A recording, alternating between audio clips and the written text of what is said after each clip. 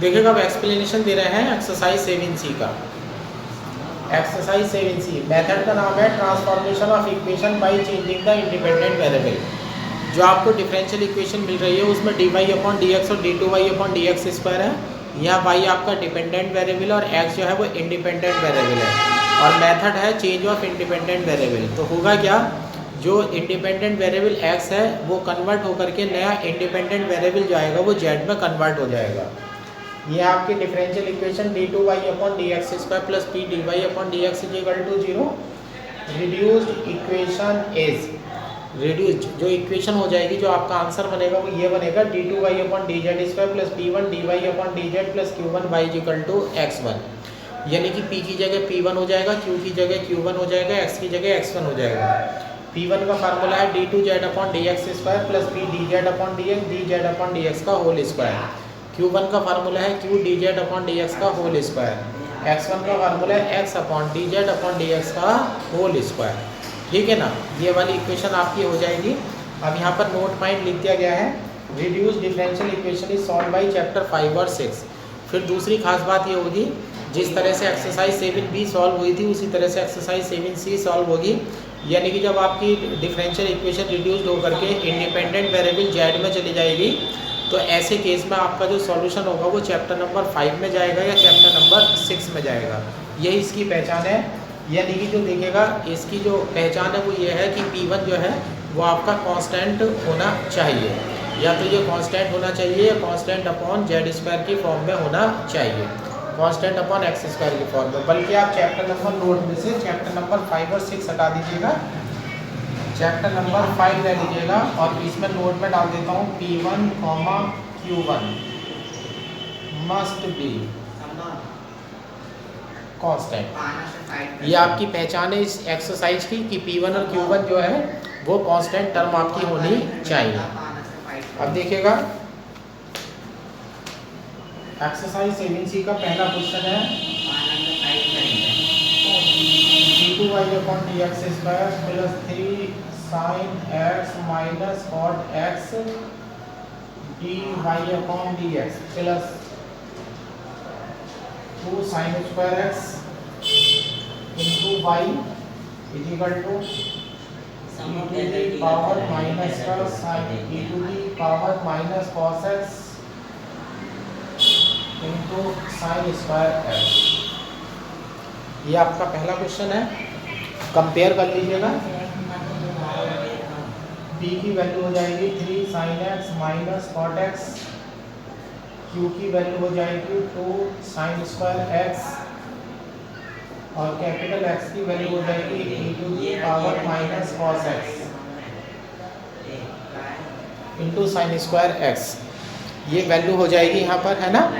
अब देखो सबसे पहले क्या है, अब जो नया वेरिएबल आएगा वो नया वेरिएबल जो आएगा इंडिपेंडेंट वेरिएबल वो z आएगा, x तो कन्वर्ट हो जाएगा, x की जगह z आना है। अब z लेने का तरीका क्या है, q की वैल्यू को देखेगा आप, q की वैल्यू को dz/dx का होल स्क्वायर लेंगे। किसे लेंगे, q की जो वैल्यू है उसे क्या लेंगे, dz/dx का होल स्क्वायर लेंगे। तो सबसे पहले नोट पॉइंट क्या है, जो q होगा, q की वैल्यू 2 sin square x है, ठीक है ना। q की वैल्यू 2 sin square x है। सबसे पहले dz/dx के होल स्क्वायर को आप q लेट करेंगे, ठीक है ना। dz/dx का जो होल स्क्वायर है उसे q लेट कर लेंगे, और q में क्या होगा, आप अगर कांस्टेंट है तो आप उसे मर्जी है तो लेना चाहते हैं तो ले लीजिएगा, और नहीं लेना चाहते हैं तो मत लीजिएगा। ये आपकी मर्जी पर डिपेंड करता है। q की वैल्यू में अगर माइनस है तो आप उसे 100% छोड़ देंगे, क्योंकि माइनस का भी आगे जाकर के आपको अंडर रूट लेना पड़ेगा, और माइनस का अंडर रूट अगर आप लेंगे तो वो i में कन्वर्ट हो जाएगा, तो माइनस को तो छोड़ देना। बाकी कांस्टेंट आप लेते हैं नहीं लेते हैं ये आपकी मर्जी पर डिपेंड करता है।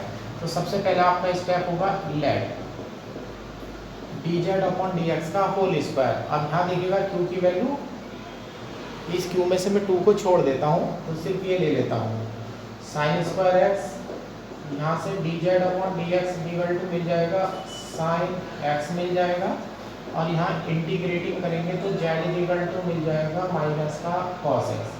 अब ये ध्यान रखिएगा z की जो वैल्यू है वो माइनस का cos x मिली है, ठीक है ना। अब z की वैल्यू आपका माइनस का cos x मिली है। अब यहाँ पर देखिएगा अब आप P1 Q1 और X1 की वैल्यू निकालने चलिएगा। P1 का फार्मूला आपका d2z/dx² प्लस P dz/dx, अब नीचे है dz/dx का होल स्क्वायर, d2z/dx², यहाँ से उठा लीजिएगा, ये cos x आ जाएगा प्लस P की वैल्यू देखिएगा, ये आ जाती है 3 sin x minus cot x into, और dz/dx की वैल्यू उठा लीजिएगा, ये sin x, और नीचे dz/dx का होल स्क्वायर है, dz/dx का whole square sin square x किया था आपने, sin स्क्वायर x हो जाता है, तो ये हो जाता है cos x plus 3 sin square x minus sine कट जाएगा cos x upon sine square x, cos x से cos x कैंसिल है, sin स्क्वायर से sin स्क्वायर कैंसिल होगा, तो वैल्यू 3 आ जाएगी। ये ध्यान रखना, एक्सरसाइज 7C जो है वो सबसे आसान एक्सरसाइज है इस चैप्टर की। P1 की वैल्यू देखेगा 3, कांस्टेंट आ चुकी है, Q1 इक्वल टू लीजिएगा Q अपॉन dz/dx का होल स्क्वायर, Q की वैल्यू देखिएगा और dz/dx के होल स्क्वायर की वैल्यू देखिएगा, sin स्क्वायर x आपस में कट जाएंगे, तो ये वैल्यू आपकी 2 हो जाएगी। अब देखिएगा कैपिटल X1 इक्वल टू है x dz/dx का होल स्क्वायर, अब देखिएगा कैपिटल X की वैल्यू e की power minus cos x into sine square x है, और dz/dx का whole square sine square x है, जब आप डिवाइड करेंगे तो साइन स्क्वायर से साइन स्क्वायर कैंसिल हो जाएगा, तो ये हो जाएगा e to the power minus cos x। अब यहाँ पर आपको क्या ध्यान रखना है, जब आप कैपिटल X1 की वैल्यू निकाल करके लाएंगे तो उस समय इंडिपेंडेंट वेरिएबल x चल रहा होगा, लेकिन आगे जाकर के डिफरेंशियल इक्वेशन z में कन्वर्ट होने जा रही है, तो आप यहाँ पर z की वैल्यू रख देंगे। अब देखिएगा z इक्वल टू क्या है, माइनस का cos x, तो माइनस cos x की वैल्यू रख दीजिएगा, तो ये हो जाती है e की power z। Differential equation becomes, अब नई फॉर्म लिख दीजिएगा, d2y/dz² plus P1 dy/dz plus Q1 equal to Q1y equal to x1। अब इसमें उठा करके आप वैल्यू डाल दीजिएगा। अब देखिएगा हम चैप्टर नंबर 5 में एंटर होने वाले हैं, d2y, तो ये हो जाता है d2y/dz² हो जाएगा P1 की वैल्यू आपकी 3 है, तो ये हो जाएगा 3 dy/dz, Q1 की वैल्यू आपकी 2 है, 2y, और ये हो जाता है आपका e की पावर z। अब ये आपका बन जाता है d² plus 3d plus 2 y equal to e की पावर z।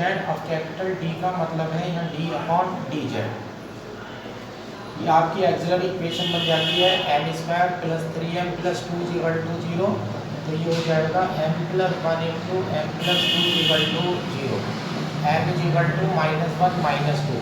अब CF बन जाएगा आपका C1 e की power minus z plus C2 e की पावर माइनस 2z। यहाँ पर ध्यान रखिएगा कि जो डिफरेंशियल इक्वेशन चल रही है उसमें इंडिपेंडेंट वेरिएबल x नहीं है, वो z है, ये हो जाता है CF। अब z की वैल्यू उठा लीजिएगा यहाँ से, ये हो जाता है C1 e to the power cos x plus C2 e to the power 2 cos x। अब आप PI की तैयारी करिएगा, PI में 1 अपॉन ये हो जाएगा d² हो जाएगा प्लस 3d प्लस 2 e की पावर z। अब याद करिएगा PI का रूल, e की पावर जब होती है तो z का कोएफिशिएंट देखिएगा यहाँ पर 1 है, और 1 जो है d की जगह रख दीजिएगा, तो यहाँ पर 1 हो जाएगा, 2 और 1 3 और 3 6 हो जाएंगे, तो ये बन जाएगा e की पावर z/6, z की वैल्यू रख दीजिएगा e to the power minus cos x/6। अब ये हो जाता है solution is y equal to CF plus PI, उठा करके CF और PI दोनों को ऐड कर दीजिएगा और आपका जो आंसर है वो तैयार हो जाता है। दूसरा क्वेश्चन देखिएगा, यह है 1 प्लस x² का whole square d2y/dx² plus 2x 1 plus x² dy/dx plus 4y equal to 0। अब यहाँ देखिएगा राइट हैंड साइड में 0 पड़ा हुआ है, तो PI आएगा ही नहीं, सबसे पहले स्टैंडर्ड फॉर्म में बनाइएगा इसे, तो d2y/dx² plus 2x upon 1 plus x², एक पावर कट जाएगी, dy/dx plus 4 upon 1 plus x² का whole square y equal to 0। ये उठा लीजिएगा। अब सबसे पहले आप अपना dz/dx को होल स्क्वायर को ऐड करिएगा, D Z upon D x का होल स्क्वायर लेट करिएगा। यहाँ से पहले कंपेयर करिएगा।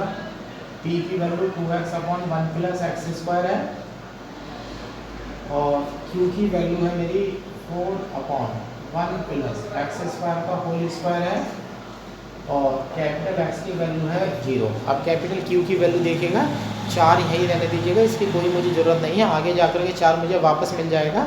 बाकी जो बचा उसे D Z upon D x का होल स्क्वायर लेट करिएगा।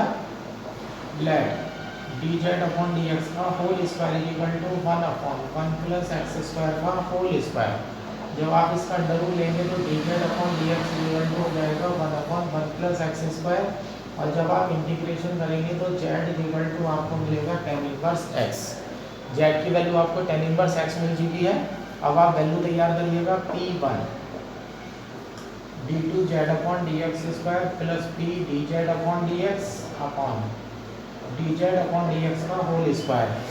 d2 z upon D x square है, आइएगा इसका डिफरेंशिएशन कर दीजिएगा तो ये हो जाता है -2x upon 1 plus x square का होल स्क्वायर प्लस P की वैल्यू देख लीजिएगा 2x upon 1 plus x square, Q की value d Z upon D x की value 1 upon 1 plus x square और यहाँ भी 1 अपॉन 1 प्लस एक्स स्क्वायर का होल स्क्वायर। देखिएगा दोनों तरफ ऊपर की कट चुकी है तो वैल्यू आपकी 0 में जा रही है।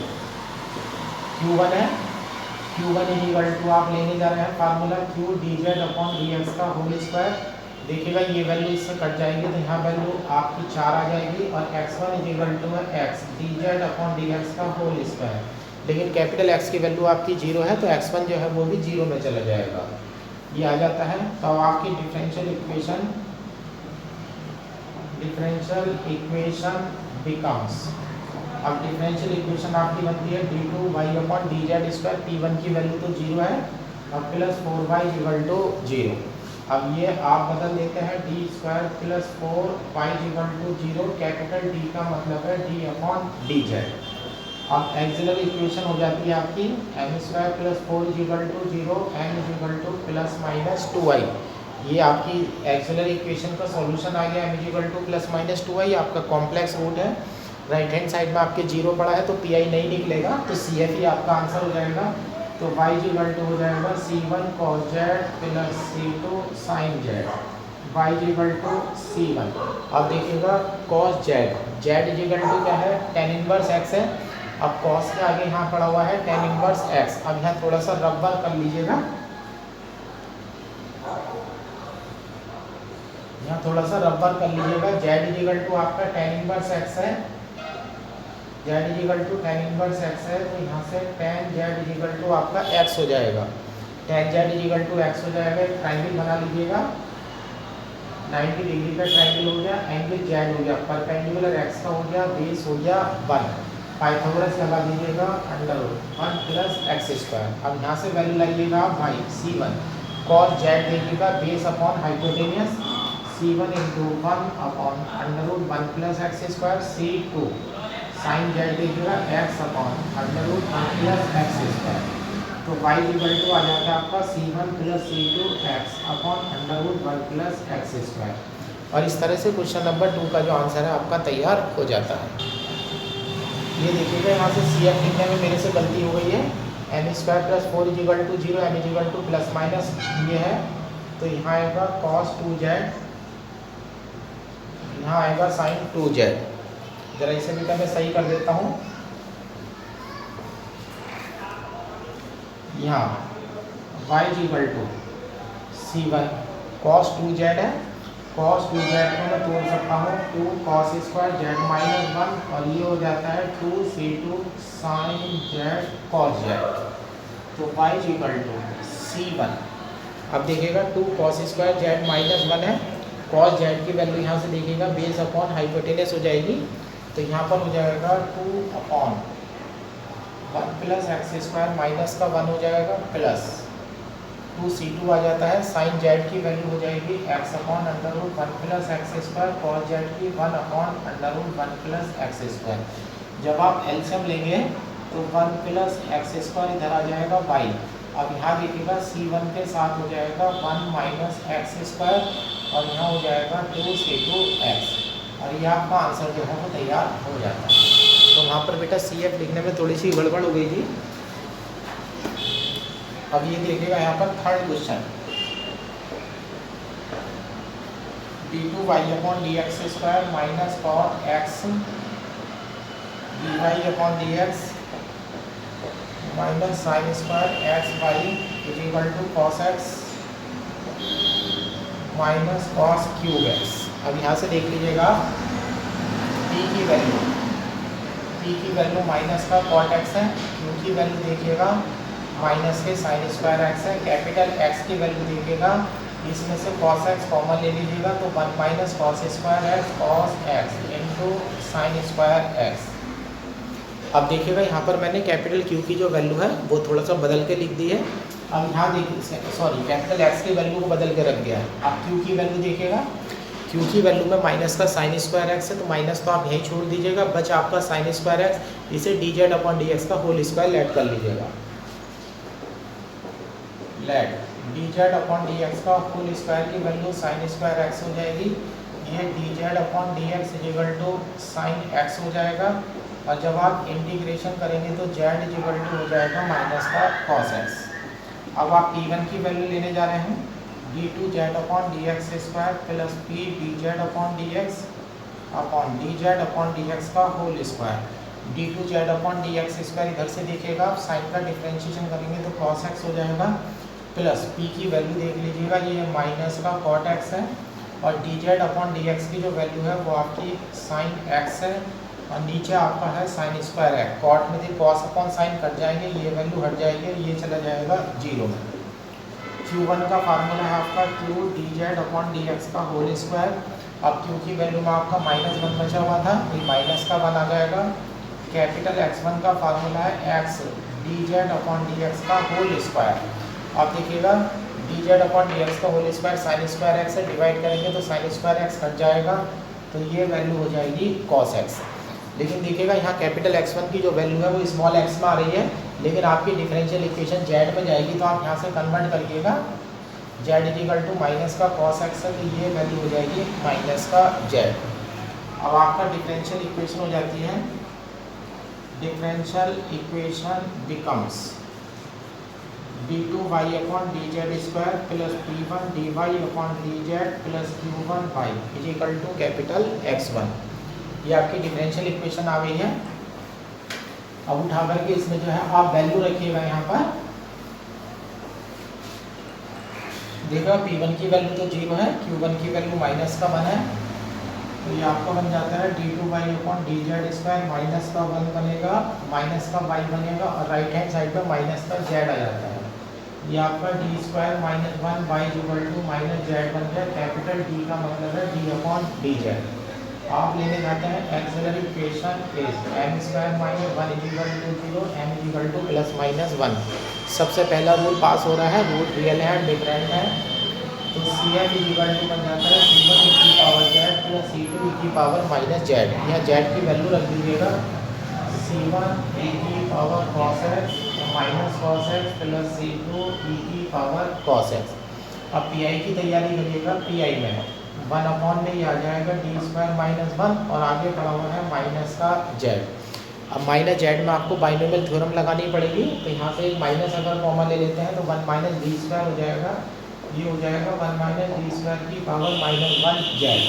अब इसे सिर्फ एक बार बोल लीजिएगा 1 + d² डॉट और z को अंदर लाइएगा, यहाँ तो z हो जाएगा, लेकिन d² z का 2 बार डिफरेंशिएशन करेगा लेकिन इसका डिफरेंशिएशन सिर्फ एक ही बार हो सकता है तो वैल्यू 0 में चली जाएगी, z आ गया, z की वैल्यू आ गई आपकी माइनस का cos x। अब आपका सॉल्यूशन हो जाता है, solution is y CF plus Pi और इस तरह से जो है आपका आंसर जो है वो तैयार हो जाता है। यह आपका फोर्थ क्वेश्चन है, x⁶ d2y/dx² पड़ा हुआ है, पहले आप स्टैंडर्ड फॉर्म में बनाइएगा d2y/dx² प्लस 3/x dy/dx हो जाएगा प्लस यहाँ a²/x⁶y हो जाएगा, यहाँ हो जाएगा 1/x⁴ आपको p की वैल्यू 3/x मिली है, q की वैल्यू मिली है a²/x⁶ और कैपिटल X की वैल्यू मिली है 1/x⁸। ये ध्यान रखिएगा, सबसे आसान एक्सरसाइज है। अब यहाँ पर आप लेट करिएगा, लेट dz/dx का होल स्क्वायर, कैपिटल Q को देख लीजिएगा, इसमें से स्क्वायर में यही छोड़ जाता हूँ, तो ये ले लेता हूँ मैं 1 अपॉन एक्स की पावर 6। अब मैं जब इंटीग्रेशन अंडर रूट लूँगा तो ये D Z upon D X equal to बनेगा 1 अपॉन एक्स क्यूब, और जब मैं इंटीग्रेशन करूँगा तो जेड इक्वल टू देखिएगा एक्स की पावर माइनस के 3 है, इंटीग्रेशन करेंगे तो एक्स की पावर -2 अपॉन माइनस के 2 आ जाएगी। तो यानी कि जेड की वैल्यू हो जाएगी माइनस आ जाएगा एक्स की पावर -2 अपॉन 2 आ जाएगा। अब यहाँ से आप इसे ऐसे भी कर सकते हैं, जेड इक्वल टू हो गया माइनस के 1 अपॉन 2 एक्स स्क्वायर, और यहाँ से आप ये भी पढ़ सकते हैं कि जो एक्स स्क्वायर है उसकी वैल्यू है माइनस के 1 अपॉन 2 जेड। अब देखिएगा जो कैपिटल एक्स स्क्वायर है, चूँकि आगे जाकर के आप इसे जेड में कन्वर्ट करने जा रहे हैं तो एक्स स्क्वायर की वैल्यू माइनस के 1 अपॉन 2 जेड बन जाती है। अब यहाँ से आप अगली वैल्यू उठाने चलिएगा,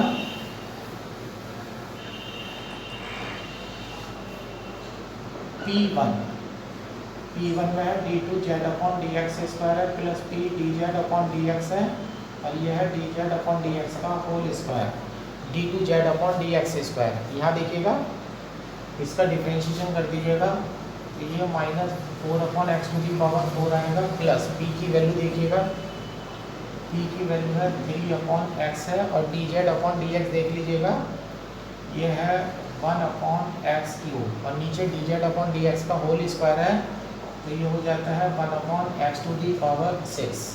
अब यहाँ देखिएगा यहाँ -4 upon x to the power 4 है, और यहाँ देखिएगा 3 upon x to the power 4 है तो -1 upon x to the power 4 बनेगी यहाँ पर। जब -1 upon x to the power 4 बनेगी और यहाँ पर बनेगा 1 upon x to the power 6, तो ये हो जाएगा माइनस का एक्स स्क्वायर। अब देखिएगा यहाँ पर क्या बना हुआ है आपका, ये माइनस का यहाँ पर आपका एक्स स्क्वायर बना हुआ है, 2 पावर आपकी बच गई, यहाँ पर एक माइनस बच गया है। अब यहाँ देख लीजिएगा एक्स स्क्वायर की वैल्यू, एक्स स्क्वायर की वैल्यू माइनस का 1 अपॉन 2 जेड है, तो minus minus plus 1 upon 2 Z हो जाता है। अब जब आप Q1 की वैल्यू लेने जाते हैं, Q1 की वैल्यू नीचे D Z upon D x का होल स्क्वायर लिया गया है,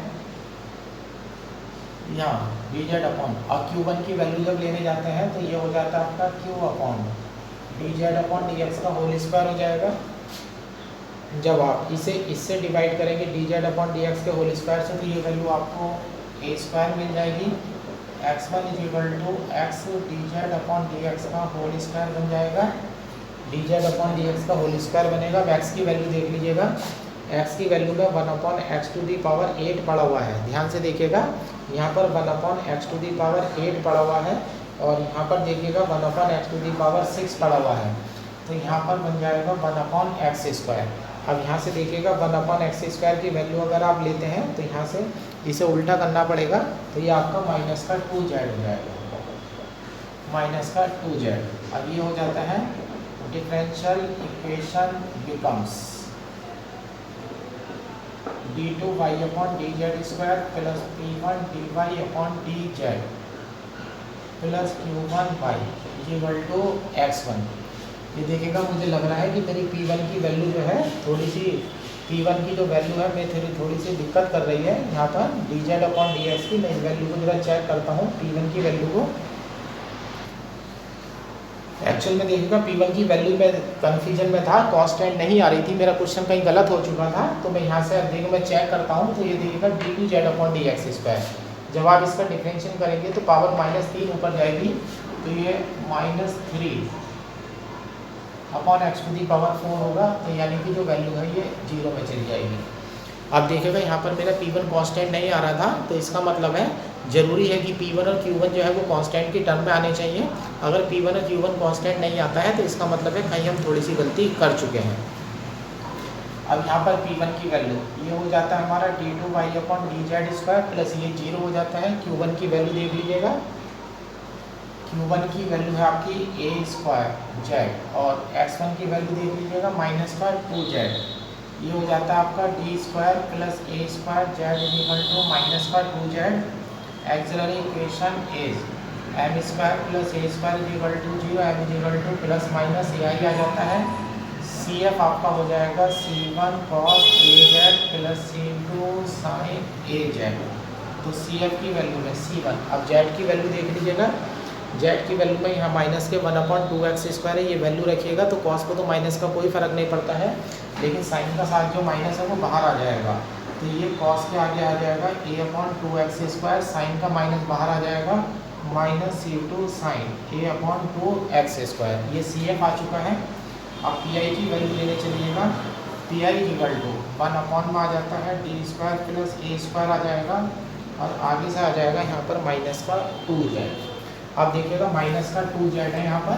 अब यहाँ दो ही पी आई के फार्मूले लगते हैं, या तो आपको e⁴ में क्वेश्चन कन्वर्ट हो जाएगा, या क्वेश्चन आपका बाइनोमियल में कन्वर्ट हो जाएगा। बाइनोमियल की तैयारी करिएगा, माइनस का 2 बाहर ले लीजिएगा, a² कॉमन ले लीजिएगा, 1 प्लस d² की पावर -1z। जेड की पावर देखिएगा यहाँ पर, जेड की पावर सिर्फ एक ही पावर आ रही है, तो एक ही बार आप फार्मूला खोल दीजिएगा।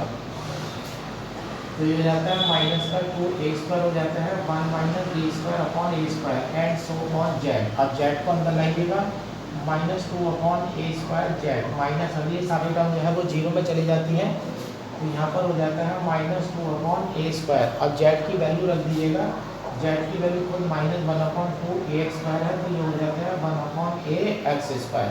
अब आपका बन जाता है solution CF plus PN।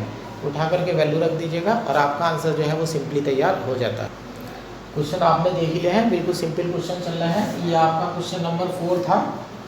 Question number 5 आपके लिए होमवर्क में है, क्वेश्चन नंबर 6 भी होमवर्क में है, क्वेश्चन नंबर 7 भी होमवर्क में है। थोड़ा सा चलिए ऐड कराता हूँ। a² minus x² d2y/dx² minus a²/x dy/dx plus x²/3y = 0। ध्यान रखिएगा, किसी भी क्वेश्चन से डरने की कोई ज़रूरत नहीं है। चैप्टर नंबर 5 का खेल है सब। अब यहाँ देखिएगा, पहले से स्टैंडर्ड फॉर्म में बनाइएगा, d2y/dx² minus a²/x a² minus x² dy/dx plus यहाँ हो जाता है x² a² minus x² y = 0। अब देखिएगा राइट हैंड साइड में इसमें 0 है, जिस क्वेश्चन में राइट हैंड साइड में 0 होगा वहाँ पी आई नहीं आएगा, CF ही आपका आंसर आ जाएगा। अब p की वैल्यू है आपके पास -a²/x a² minus x², q की वैल्यू है आपके पास x² a² माइनस x², और कैपिटल X की वैल्यू है 0। अब यहाँ q की वैल्यू को देखिएगा, इसमें कॉन्स्टेंट जो 1/a पड़ा हुआ है इसे छोड़ दीजिएगा, यहीं आप लेट करिएगा, लेट dz/dx का होल स्क्वायर इक्वल हो जाता है x² माइनस का x²। अब यहाँ से आप अंडर ले लीजिएगा dz/dx, dz/dx की वैल्यू बन जाती है x/√a² माइनस का x²। ये यहाँ पर वैल्यू बन जाती है। अब आप इसका इंटीग्रेशन करिएगा, इसके इंटीग्रेशन में आपको मिलेगा z -√a² माइनस x²। ये आपका इसको इंटीग्रेशन मिल जाएगा, है ना। ये इंटीग्रेशन हो गया है, z की वैल्यू आ गई है। अब देखिएगा P1 की वैल्यू है d2z/dx² प्लस p dz/dx का होल स्क्वायर। अब यहाँ देखिएगा, यहाँ डिफरेंशियल थोड़ा सा बड़ा करना पड़ेगा। यहाँ देखिएगा d2z/dx² है, dz/dx की वैल्यू ये पड़ी हुई है, तो इसका एक बार आप डिफरेंशिएशन करेंगे तो d/dx क्या आ जाता है x/√a² minus x² plus p की वैल्यू में देख लीजिएगा, ये हो जाता है -x² a² माइनस x² आ जाएगा, और इसमें dz/dx पड़ा हुआ है, dz/dx की वैल्यू में आ जाता है x/√a² माइनस x², और नीचे हो जाता है dz/dx का होल स्क्वायर, यानी कि x² माइनस x²। ये वैल्यू आपकी आ जाती है। यहाँ पर ध्यान रखिएगा, ये वैल्यू आपकी आ रही है। यहाँ पर आप देखिएगा जो डिफरेंशिएशन बनेगा ऊपर, वो आप यहाँ पर डिवाइड रूल लगा दीजिएगा, या डिवाइड रूल लगा दीजिएगा d2z/dx² में।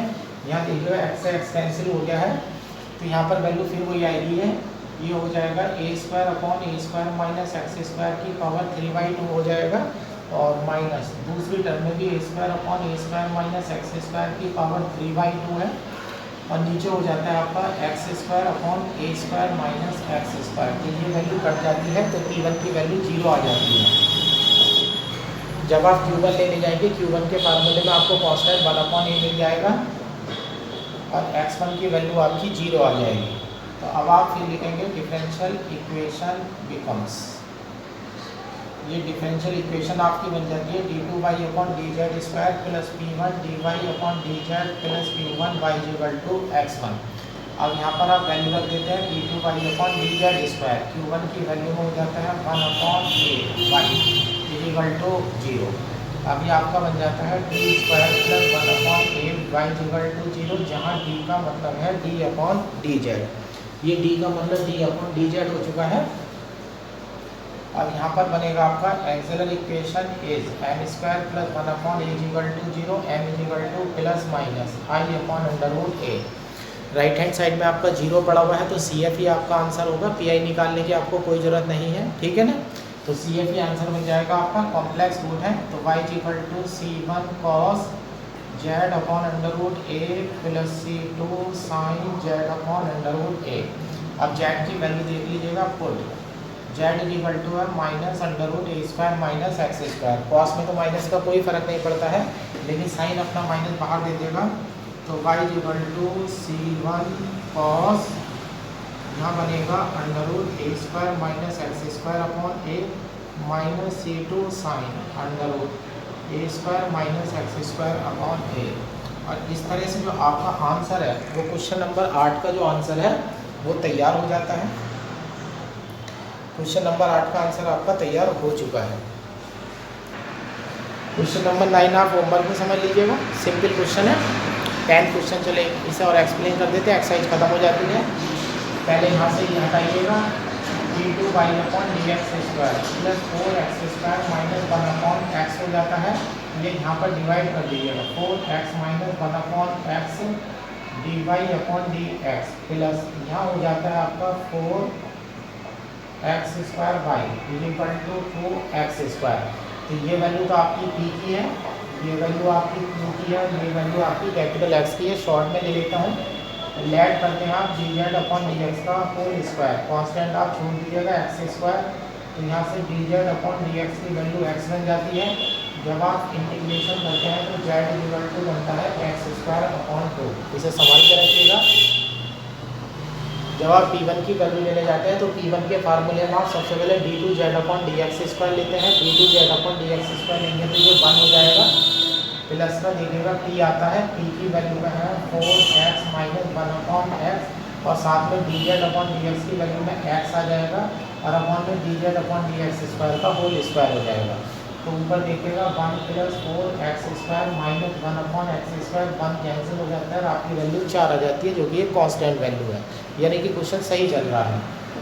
जब आप q1 का फार्मूला लेते हैं तो q को dz/dx के होल स्क्वायर से डिवाइड कर देंगे तो ये आपको 4 मिल जाएगा x1 में आप कैपिटल X को dz/dx के होल स्क्वायर से डिवाइड करेंगे तो ये आपको 2 मिल जाता है। x² से x² यहाँ कट जाएगा। डिफरेंशियल इक्वेशन आपकी बन जाती है d2y/dz² प्लस p1 की वैल्यू 4 dy/dz प्लस p1 की वैल्यू 4 y राइट में 2 हो जाता है। तो ये बन जाता है आपका d² प्लस का 4d प्लस 4y 2। ये देखिएगा कंप्लीट स्क्वायर बन चुका है। तो ये है d प्लस 2 का होल स्क्वायर y 2। अब आप एक्सिलरी इक्वेशन बनाते हैं, m प्लस 2 का होल स्क्वायर 0, m -2 देखिए कई दिनों बाद रिपीटेड रूट का केस आ रहा है। CF C1 plus C2 z e की पावर -2z। अब z की वैल्यू देख लीजिएगा x²/2 है, तो ये हो जाता है C1 plus C2 upon 2x² और e की पावर में z की वैल्यू x²/2 रखेंगे तो वो कैंसिल हो जाएगी माइनस का x²।